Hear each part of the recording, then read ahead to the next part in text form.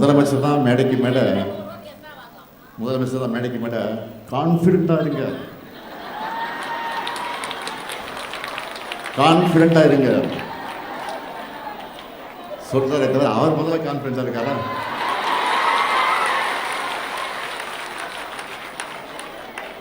அதனால தான் தேர்ந்து போன சக்தின்னு சொன்னவங்க கூட உறுப்பினர்களை திருடிட்டு இருக்காரு. இப்போ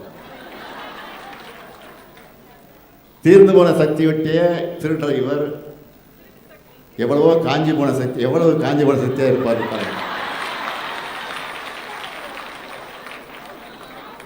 பாலியல் வன்முறைகள், அறிவார் வெட்டு, பெட்ரோல் குண்டு வச்சு நடக்கிறதெல்லாம் பார்த்து யாராவது விமர்சிக்காமல் இருக்க முடியுமா? வாக்குறுதிகள் நிறைவேற்ற டைம் தரணும், ஆனால் பொதுமக்களுடைய பாதுகாப்பு பற்றி எப்படி பேசாமல் இருக்க முடியும்?